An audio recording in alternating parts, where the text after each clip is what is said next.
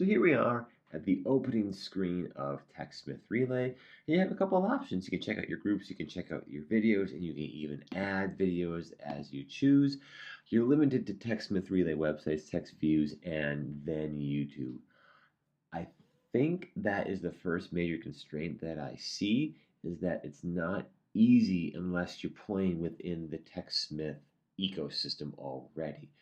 Granted, it seems that TechSmith Relay is trying to do that. It's trying to keep you within Camtasia and Snagit, and that's understandable. They're two pretty good tools, but it does seem strange that there's no easy way to add other videos that might be on your hard drive.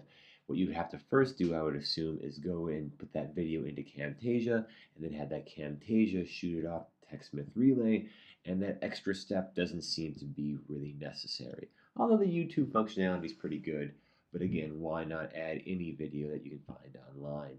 Once you do have the video up there, it seems to me that you can do two things. First off, you can quiz people on what's in the contents of the video. Now, the quizzing is really easy and well done. You get to add a question, you get to add some answers. You can choose the type of question you're going to answer, free response, fill in the blank. That's not bad. My favorite question so far, is this a bubbler? Of course. What's a bubbler? But beyond that, if you go back and you look into it a little bit more in depth, after you quiz, you can just analyze it. That seems to be what TechSmith Relay does. It shouldn't really be that easy to explain a product. As a whole, what it does do is quite good. It's easy, it's simple. Again, it'd be nicer to be able to upload a bigger variety of videos, but right now that's fine. I think the problem I have with that is what else are you going to do with it? It seems to be for a classroom or a school system that uses video often.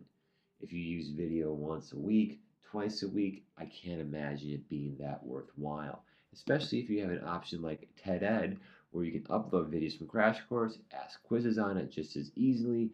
You might not have the same analytic capabilities, but at the end of the day, TED-Ed is free, and TechSmith Relay costs a couple of $1,000s. TechSmith Relay also forces the whole school system to buy into it, essentially, where TED-Ed can just be based upon the teacher's own preference. So right now, I think the major thing for me is that TechSmith Relay does a few things really well, but those few things other systems do really well, and those systems do it for free. In the grand scheme, to host all that data seems like a pretty good idea, but not being the IT coordinator of my school, I don't think about those things often.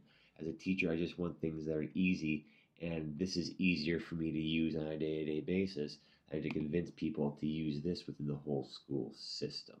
So not a bad thing, but I just don't see too much power behind it and very limited application.